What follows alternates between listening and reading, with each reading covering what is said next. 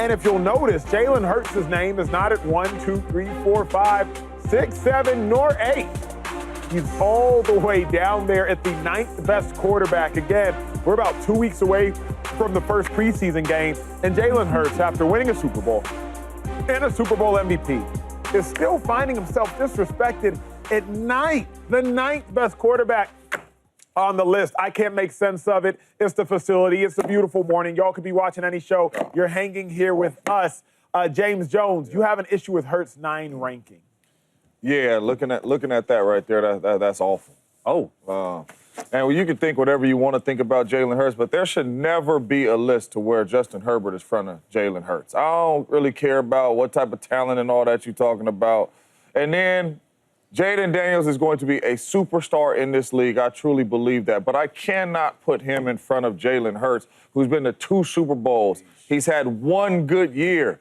Do I think at the end of this, when it's all said and done, could he possibly be able to? Yes, absolutely. But right now, as we're talking right now, after 1 year, no. And then I see Justin Herbert at 7, who hasn't won a playoff game. This boy been to more Super Bowls than you won playoff games. And we're talking about Justin Herbert's a better quarterback than him. I cannot do that. I think this is disrespectful to Jalen Hurts right here. This is an awful list when you have Jalen Hurts at 9 and those 2 dudes in front of him. So you view it, because I keep going back to Jalen Hurts 9, obviously top 10 quarterback. I think he should be closer to the 6, 7 spot, personally. So I don't know if it's super disrespectful to have him at 9, because what this list is doing, everyone above him is, I believe, throwing the football more physically talented than him. Sure. And so I think that these old school NFL execs, coaches, and scouts, and I tend to be that way, they look at top 10 quarterbacks, James Jones, as how can you throw the football? When the team needs you to make plays with your arm, can you? And Jalen Hurts is more of a new age quarterback where he's willing his team to win. He might do it with his legs. Look, he had 14 rushing touchdowns last year. Now, 11 of them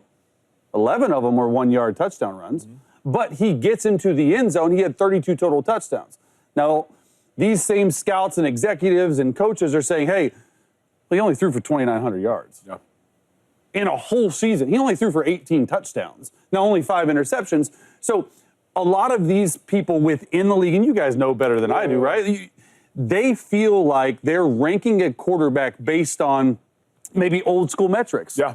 And I'm okay with that. If that's what they want to do, that's fine. You're probably ranking him as like, hey, look at what he's accomplished. Look at what he's done. Look at what he's done as a leader of that football team. And they've been to 2 Super Bowls. They've won a Super Bowl. They took it away. They took a 3-peat away from the Kansas City Chiefs. And so for me, I don't think it's like crazy disrespectful to have him at 9. Do I think he needs to be moved up a spot or 2? Yeah. But then you get into it, well, what about Goff, who's been to a Super Bowl? What about...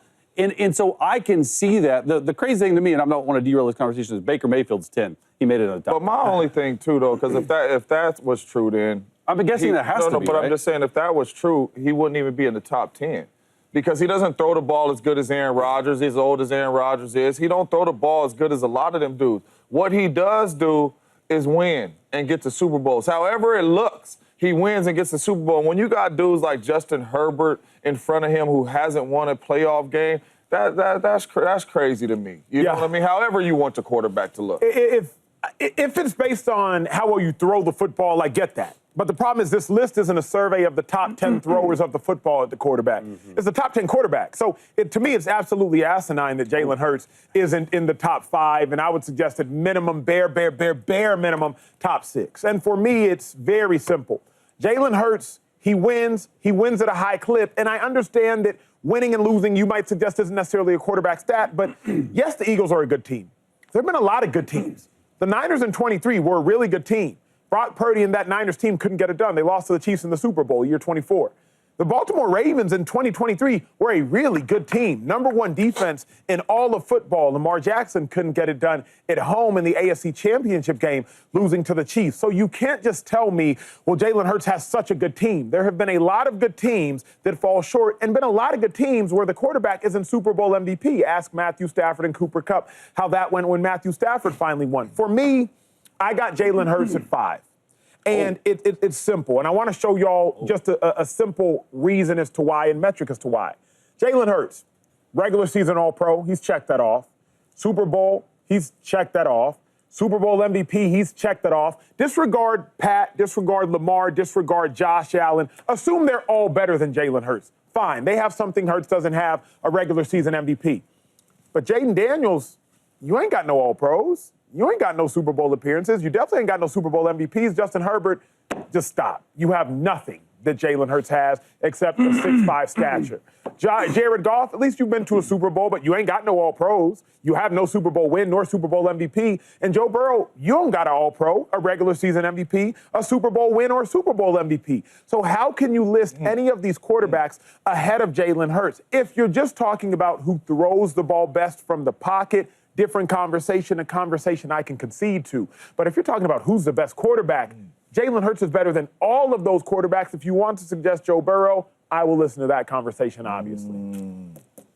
Yeah, I mean, look, at this desk, I've probably been the biggest, what would you say, against Jalen? Critic. I don't want to do that. I'll say ain't critic. a hater. I'll say critic. I'll say critic. Because I was raised in sort of the old school NFL offenses where Sean Payton, Drew Brees, you got to throw the ball to win, Andy Reid, stuff like this. And so when you rank quarterbacks, you're like, hey, man, this is a guy I want to start my team with because he can, when most games come down to it in 2 minutes, he can lead my team back to victory because I believe in his arm, not only his head, his mental, getting in and out of the right place. We see that. And you made the point, and I think it was good, and it was sort of one of my counterpoints, but I concede to you is, Jalen Hurts is surrounded by a lot of superstars. There have been a lot of teams that have been placed around him, and Howie Roseman deserves a lot of credit for that.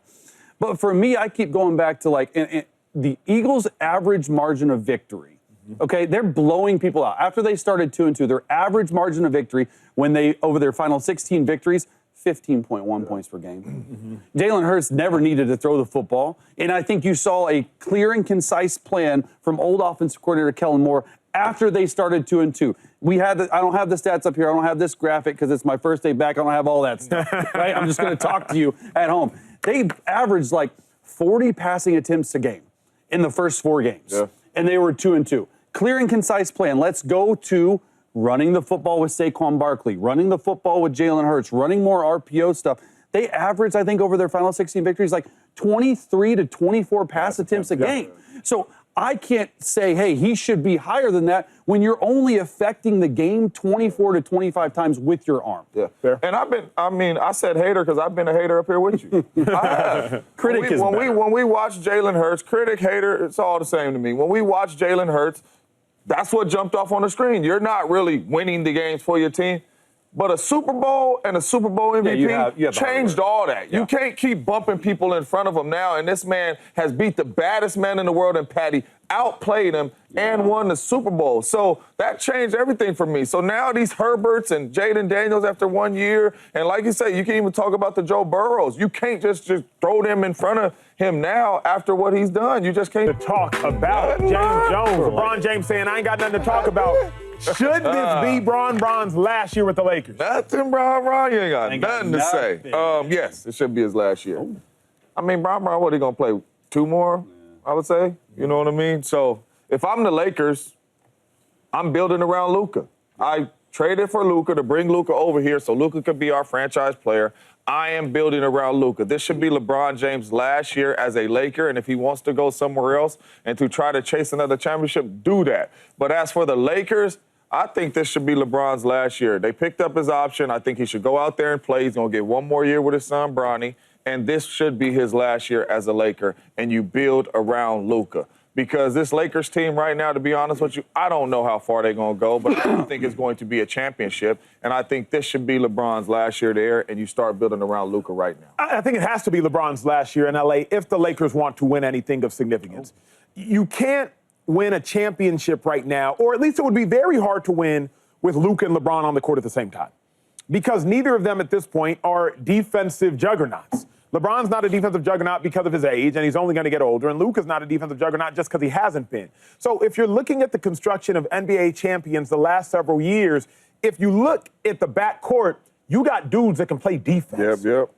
If you think about the OKC Thunder, they rolled out a whole squad of cats that can play defense. And then coming off the bench, cats that can play defense. Even if you ask, wait, why did Case and Wallace start in the NBA Finals and Hartenstein move to the bench? Because of defense. Now, it didn't necessarily pan out because he was only averaging 5.5 points a game, but it was a defensive move. If you look at the Pacers, everybody on there, regardless of how their offense could go, outside of you could suggest maybe Tyrese Halliburton could strap you up on defense, from Nembhard to Naismith to Miles Turner, had an atrocious offensive series in the NBA Finals, but he could play defense. If you're rolling out onto the court with LeBron James, because of his age, he's no longer a defensive juggernaut. Luka Doncic, because of his athleticism, he's not a defensive juggernaut. Then you have Austin Reeves, because of his athleticism, he can't play no defense. That's 60% of the roster that can't play no defense.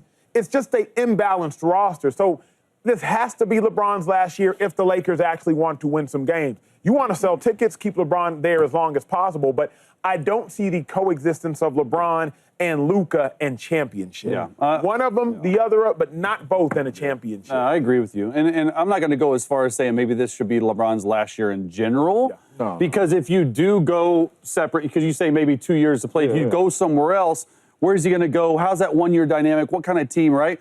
But for me, with the Lakers, like, you opted into a $52 million player option. I don't think he's going to get traded. I think this is probably going to be his last year. And for the Lakers' point of view, I think that's really important because Luka is still young. Now, he's got face of the league, face of the franchise written all over him. He's their next statue player.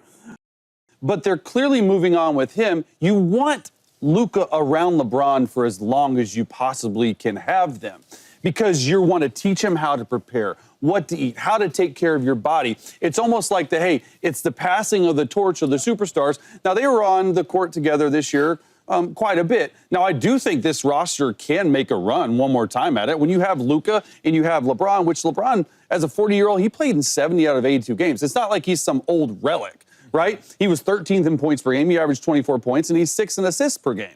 But I do believe the days of catering to what LeBron wants are over in L.A. And I think with that being the case, look no further than that Craig's dinner. Who was at that dinner? Rob Pelinka, J.J. Redick, Luka's manager, and Luka. There was no LeBron there. They're moving forward with what's in the best interest of this franchise, and they made a crazy, crazy trade at the middle of last year, beginning of last year for Luka. He's their superstar moving forward. If you keep the band together too long, it might hinder the development of Luka. Well, I think where I agree with you is this, that you have a chance to make a run at it this year if and only if you acquire a two-way player in the starting lineup.